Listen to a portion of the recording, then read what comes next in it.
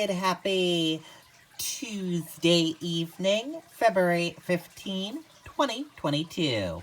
I'm Riley King. Welcome to this Tuesday evening edition of your evening news update right here on the Riley King Radio Network. Let's get started right now. First up, youth mental health expert speaks to U.S. Senate committee about challenges New Hampshire children face. Let's take a listen to that video from WMUR News 9.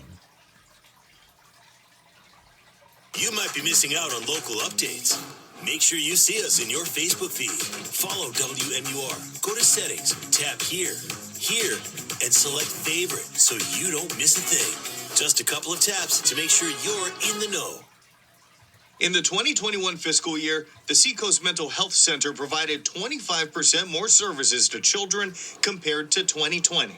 The uncertainty, social isolation, and stressors related to the pandemic have left many kids unable to cope or understand the breadth and depth of this experience. And for some, there is no trusted adult to support them during this critical developmental period. And that has caused self-harm, with the bulk of cases being seen in LGBTQ kids and young girls. Data from the Centers for Disease Control and Prevention indicates a 51% increase in suicide rates and suicide attempts by teenage girls ages 12 to 17. Access to resources hasn't kept up with the rising caseloads, according to Lubarsky.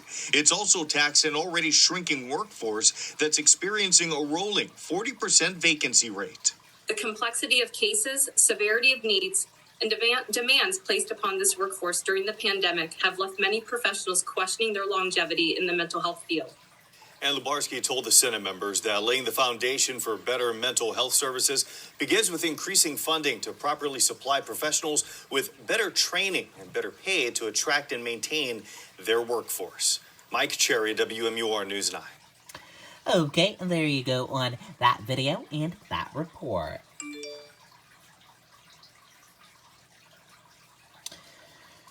Number of COVID-19 hospitalizations in New Hampshire falls again. Let's take a listen to that video from WMUR News 9.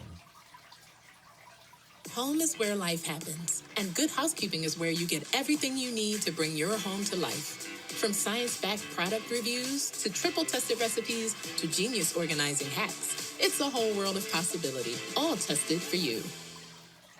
The new COVID numbers, COVID hospitalizations in New Hampshire hitting a 4-month low. Right now, there are 134 people being treated. There are 22 new deaths to report tonight. 3 just were confirmed from January and 1 from October. Active cases have dropped to 3,400, the fewest since October the 24th. And there are 2,500 new cases to report, with 1,400 from Friday to Monday and nearly 1,100 from prior days over the last 3 weeks. But health officials say these numbers may be higher due to at-home testing. Okay, there you go on that video and that report.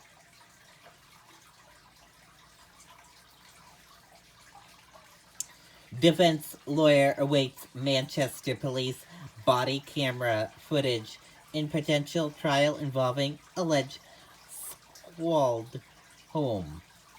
Let's take a listen to that video from WMUR News 9. Right now, Tri-City Chrysler Dodge Jeep Ram is featuring the Jeep Grand Cherokee, Grand Cherokee L, Cherokee, Compass, and Ram 1500. Stop by to check.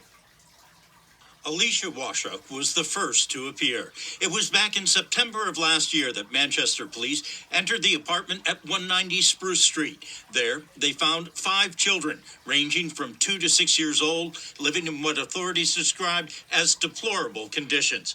The children were immediately removed to a safe location. Police were alerted to the problem after the property manager tried to fix a leak coming from the apartment, saw cockroaches, and heard the children. Police say the apartment floor was covered with trash, with feces and moldy food near the children's beds, and flies and bugs on the ceilings and walls. Washoe, her mother, Lori Harmon, and her husband, Eddie King, have been indicted on 5 counts of felony reckless conduct for the living conditions and 2 counts of second-degree assault for neglecting 2 of the children so much they needed significant dental work. King also faces an additional charge of first-degree assault for allegedly firing a pellet gun into the chest of one of the children, the pellet lodging in her body. All 3 are due back in court in April. At that time, we should get a better idea on what the trial might look like and whether a plea bargain will be offered and or accepted. Ray Brewer, WMUR News 9. Okay, and there you go on that video and that report.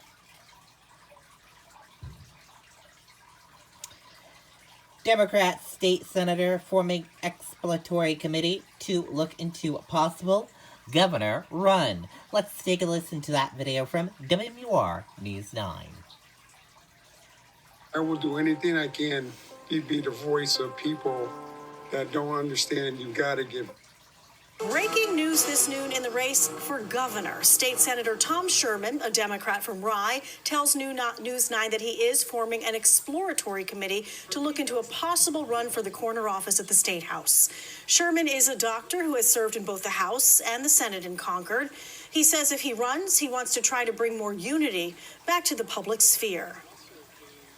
We've seen over the last 2 years, not only the pandemic and the pain that that's caused, but we've also seen such divisive politics throughout the state that my goal is to bring us back together.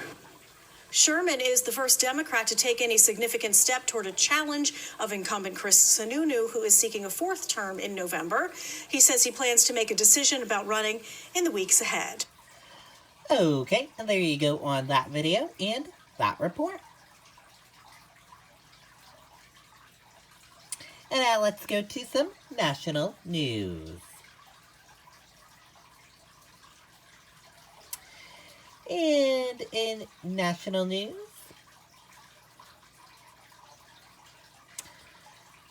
video dash cam captures a runaway tire smashing police cruiser windshield. Let's take a look from WGAL.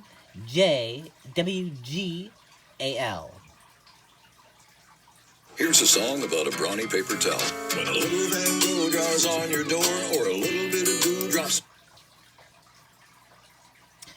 Okay, sorry about that. We do not have a report on that. Video captured a scary and close call for 2 police officers in Belfact, Pennsylvania, when a tire came off a passing truck and smashed into their windshield. The Spring Township Police Department posted 2 views of the dramatic moment. You can watch them both above. The video is from inside the cruiser, which is parked in the median near an intersection. As a pickup truck nears the camera, you can see a rear tire slip off and start bouncing directly towards the cruiser before smashing into it. The accident happened Monday on the 1300 block of Mount Zinn Road. Luckily, the tire struck the cruiser, then launched in the air off to the opposite side of the road instead of traveling into the opposite lane and striking a moving vehicle coming in the other direction. The cruiser suffered some extensive damage, but both officers and the driver of the truck were not injured, the department said in a Facebook post. And that is it for your evening news update right here on the Riley King Radio Network. Thank you for tuning in and listening. Have a great evening. Good night. Goodbye.